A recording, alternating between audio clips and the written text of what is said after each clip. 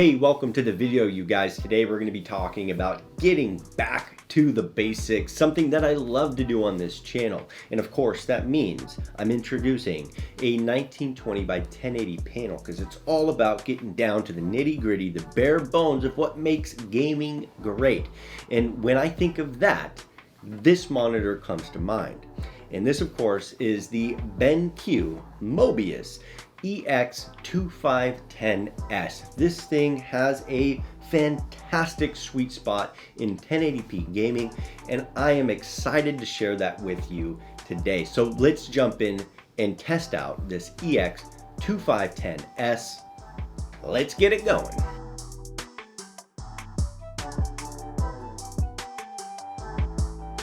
So on paper, this bad boy looks amazing. It's a 24-inch 1920 by 1080, 165 hertz, 1 millisecond response rate, 99% sRGB rated. It packs 400 peak nits of brightness. Some of the notable features would be the fact that it has FreeSync Premium. It's a flicker-free panel. It includes their HDRI technology that we'll be covering later in the video. And when it comes to aesthetics, it doesn't disappoint in any way, really. It's a pretty small footprint. The stand, the pedestal it's on, is a gray with orange accent. You know, there's not much style to the actual back of the monitor or the arm that it rests on, but it does give you full control over mobility with height adjustment, pan, rotation, all of that good stuff. And then of course on the back, what you get is some decent I/O for a monitor in its class. It's 2 HDMIs, 1 display port, and then an audio out in the form of a 3.5 millimeter headphone jack. And we'll get into the menus here in just a minute, but I do want to talk about the first thing that I do when I get a new monitor. And that of course is set it up to get it calibrated. So what I do is I plug in that SpiderX and I start running the calibration tool. And here's the deal, I've probably used this SpiderX on about 10 different monitors at this point, and I've never had the reaction that I had with this BenQ. It really fought me on wanting to get a full calibration done. I did it both in SDR, HDR, I used their HDRI settings, and each time it gave me some sort of weird result, either giving me a weird tint in color or not actually calibrating to the specs that it boasts. Actually, in fact, the highest sRGB scale rating I got out of this calibration was 77% sRGB. And believe me, that was even on their HDRI presets. That doesn't allow me to change any of the color, any of the brightness. It only really allows me to change sharpness and black level a bit. Now, because I had gamed on it previously, I knew that this was probably inaccurate and maybe the testing is erroneous. I just wanted to use that word, to be honest with you. But I do want to tell you, don't click away, because I did find some amazing results later on in the video with their calibration menus, and we'll talk about that as we go along. So we'll leave that where it is for now. We'll come back to it later. Let's jump into the gray uniformity here. And of course, I pull up the ISO monitor test here. And we do see, you know, a bit of like a blooming or bleed around the far corners here, and a bit of a brighter middle area on the actual panel. But I'm not too concerned, actually. If you get a good view of it, it's fairly uniform, maybe about a 7.5 out of 10 on this guy. And then probably one of the more important tests on an IPS is checking for backlight bleed, or like that halo effect. So what I'm incorporating now is a black background with my mouse hovering over that black background. And you notice that the lighting panel doesn't actually create like these bars of light or any kind of halo effect around that mouse. It's perfectly black. So the last thing I'll say about the menus here is the fact that it has a very expansive menu for the type of monitor that it is. Everything is as you would expect. It has your standard calibration when it comes to color, contrast, sharpness, all of that good stuff. But there are two unique menus that you may not recognize off the bat. We've already talked about one of them. It's the HDRI. Really what that is, it's a dynamic HDR controlling the contrast and brightness of the picture as you play your game. We'll test that out later in the video. It's unique to to this monitor and, well, the Mobiuz monitors of BenQ. The second is going to be how you control your pixel response rate, and that is actually using a setting called AMA. It gives you an option of 0 to 4, 0 being off, 4 being the highest response rate. So we're going to test that out here. We're going to get into Blur Busters and start with some motion testing.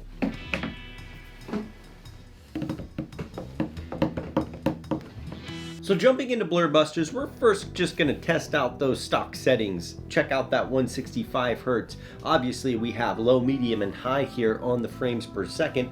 We're going to zoom in. We're going to take a bit of a pause. And what we see that top frame struggling a bit to refresh that pixel with a little bit of overshoot. That middle frame has a tiny bit of overshoot. Same with the bottom. But realistically, I think this is actually a very strong showing here. And then in that world motion blur, testing out whether or not this is going to hold strong in real world settings, panning around, moving quickly. We're going to zoom in. Let's take a look at what we find. Once again, that lower frame being the higher frames per second, that top frame being the lower frames per second, it's holding on pretty strong. There is a bit of that motion blur. That 165 Hertz paired with the current response time, doesn't seem to be doing perfectly. But again, I'm not going to complain about this. This is pretty dang good. I've seen much worse. But the real meat and potatoes of this test, in my opinion, is the pixel response rate test. So we're going to test from 0 to 4, and then we're going to do their motion blur reduction technology. So starting off with that 0, what do we find? We take an initial pause, and much like just the refresh rate test in the very beginning, we see that top frame, bit of a juttered image, some ghosting and some overshoot. And same with the second frame, while that third frame is actually holding very strong. So this tells me this monitor should perform really well at lower frames per second, middle frames per second in this off setting. And I might want to fine tune that pixel response rate to get a better fast response rate from, like 144 to 165 Hertz. So that's what we're going to test here. We're going to crank it up to the #1 setting, what they call AMA, and we're going to check out the response we get. Oh, and on that first pause, doesn't seem like we've really changed a whole lot. Still, I mean, that top frame's doing a little bit better. There is now just ghosting and not overshoot. Same with the second frame, that middle frames per second. And on the bottom, we picked up a teeny bit of this white looking ghosting image. So cranking it up to #2 here, maybe it's gonna fix that ghosting. You know what, I wanted to take my time with this. It did fix that kind of artifacting, that white image we saw in the low frames per second, but it gives us almost the same result on the high and medium frames per second. Again, this is breaking it down at a frame by frame level. To the naked eye, it actually looks very smooth. Cranking it up to that #3, we're gonna zoom in here and let's see the pause. #3 doesn't seem to be doing much better. It did get rid of some of that ghosting, but we picked up that overshoot. So probably taking the same amount of frames to still refresh, maybe cleaning up a bit of that high end motion blur or jutter that we see depending on the scenario. It looks like at the middle frames per second, it's holding very strong. So somewhere around 100 frames per second, 80 to 100, this is gonna work really well, this #3 setting. So the last thing I wanted to test here was their motion blur reduction technology, or their blur reduction. And that again is introducing the backlight strobing. So we jump into Blur Busters and we do the backlight strobing test, and we get a pause in here. And my initial pause is not really that appealing. I mean, it is just a mess. It's a wreck. You've got 3 separate images. It's struggling to refresh here, even with the strobing effect on. But I want to go over one last pause here. We notice that there is a frame where the image on this UFO is perfect. I mean, crisp outline, no ghosting, no overshoot. So I can say that the motion blur reduction does a pretty fantastic job. And I want to wrap up on the rest of the motion handling and the pixel response rate here. Okay, it was supposed to be 0 through 3. I said 0 through 4. My bad. I put it down below for you guys to check out. That being said, the 0 and 1 actually were almost identical in my opinion. And the 2 and 3 were also almost identical in my opinion, but one had kind of the least amount of artifacting across all response rates. If you don't mind the backlight strobing, some people don't. If you don't mind it, that might actually be one of your best scenarios to use.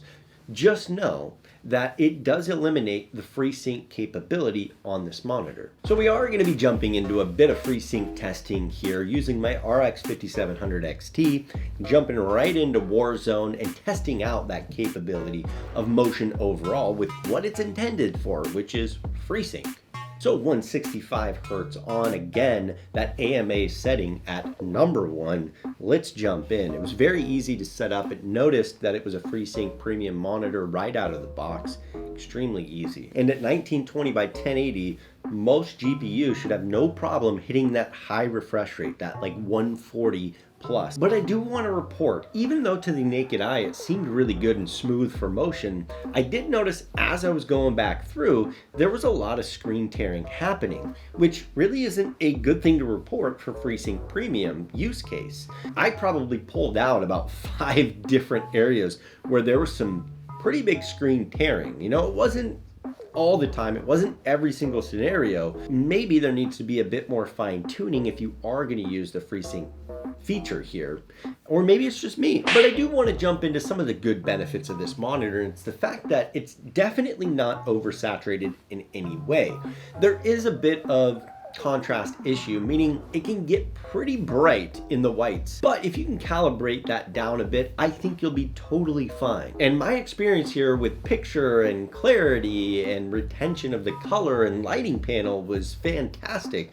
I mean, that last shot here where I'm sniping through over the ledge into this window, I can barely make out this guy's character, but I can see he's there. And because the lighting panel does a good job, because it's giving me a good contrast ratio, because I'm able to make out detail far away on a pinpoint accuracy, I'm able to down this opponent, make the shot so my teammate can go in and take out the rest of the team. And that's just not necessarily something you find on a 1080p monitor consistently. There's maybe been one that I've reviewed that performed like this in this scenario, not including this one. But I have to say, I do have some really good news for you guys that are NVIDIA users looking at this particular monitor. And it's the fact that it's not just good with the motion, but it's fully capable, compatible with NVIDIA GSync. My experience here was actually better than FreeSync, even though it's not labeled as a GSync monitor.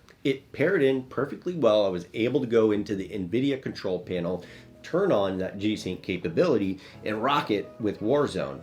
And I have to tell you, I did better using the NVIDIA than I did AMD. I mean, yes, it's a 3090, but I had no screen tearing. There was really minimal ghosting here, and I had some good fast-paced interactions. For example, this one, I turn around, this guy's shooting me from behind, and of course, you know, that's me. I do a bit of a drop shot on this guy. Mid-drop, man, mid-drop, aim down sights, hit the ground, I'm beaming, I'm right on this guy. There's no ghosting, no screen tear. I'm able to make out the fidelity of the map, see what's around him, and this is just a beautiful display of what this BenQ can offer when you're gaming. It's like prime. That's all I have to say. And here's another example. I drop off the top of this building here, I hit the ground running. And this guy, I know he's sitting at the top of the stairs waiting for me. So what do? I aim down sights, take a couple shots at him, break his armor, down him, clear as day. I make that 90-degree turn. I'm able to lock on to my opponent, take the shots, take him out, and then I follow that through.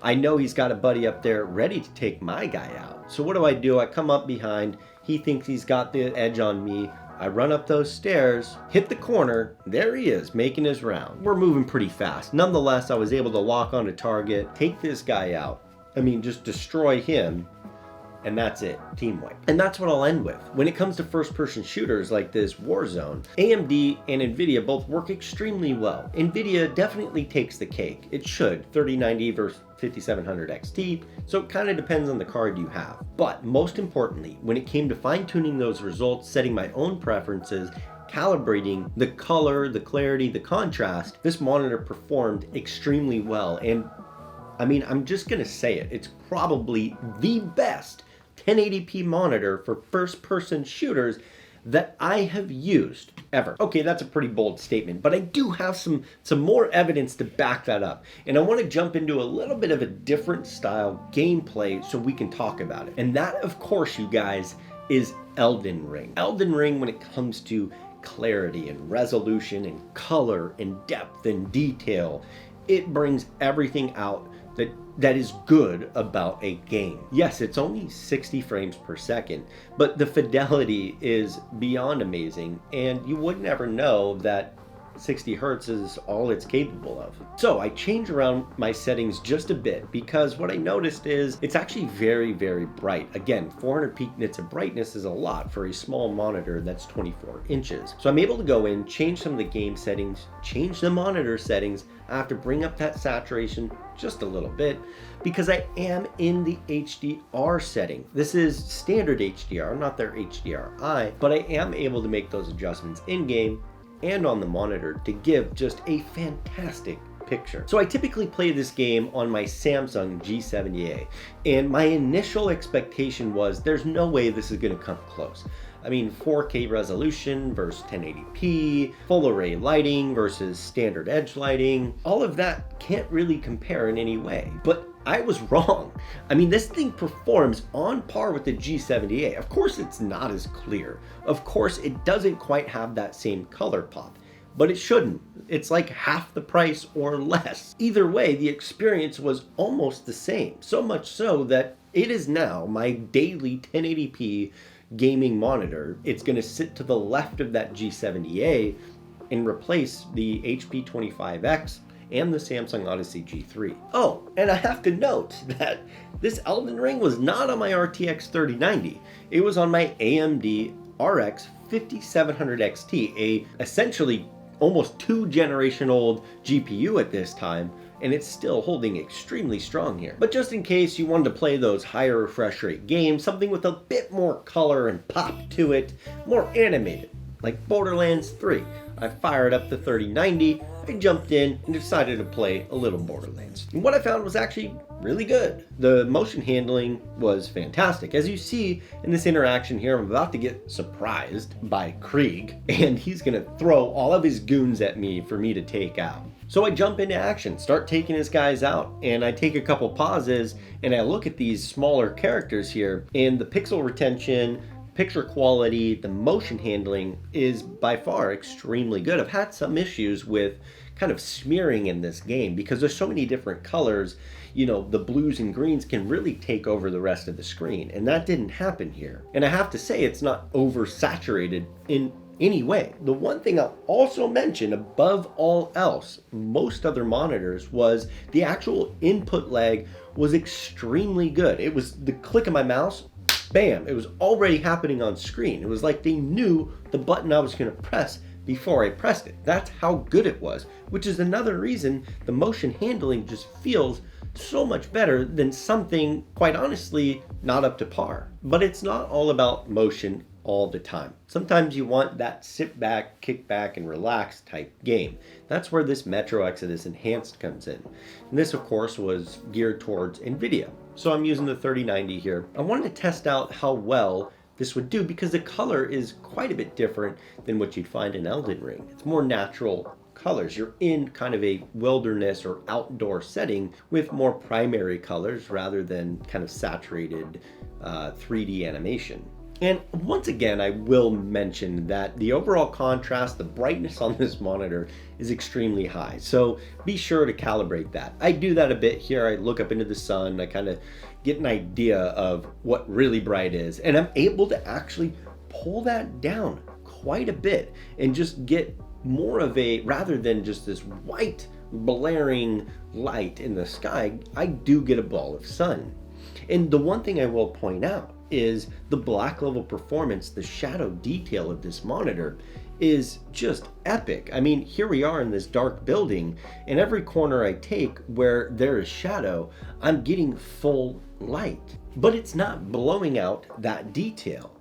You know, I'm able to make out what's around the area, but it doesn't look gray and hazy, much like we saw in that initial synthetic benchmark. the black level performance, the IPS glow, it's fantastic in that area. You know, but when you need that fast response rate, when you need that quick movement to be able to get out of those sticky situations, even in a game like this, you're able to make those quick adjustments. And here I am taking out a team of these like zombie orc looking things. I don't even know what they're called. And I'm able to quickly react, take them out, get a couple headshots, make my way out of this sticky situation and be happy. But that's what the BenQ EX2510S provides. To wrap up the HDR testing, I did use just the standard HDR preset with a bit of fine tuning on my end, both in-game and on the monitor. The beautiful part is it gives you some black level adjustment, but I do want to mention that the HDRI settings didn't really perform that well in this scenario. I will be making another video testing out the cinema mode, so definitely subscribe so you can see when that drops if you're interested. So I won't bore you guys with any more benchmarking on this guy. Let's get down to the brass tacks. Let's talk about what was good about it and what was bad about it, starting with the kind of downsides here. So number one on the downside is the fact that the contrast, that white level, can get extremely bright. Yes, it's 400 peak nits of brightness, but that panel really likes to light up those whites.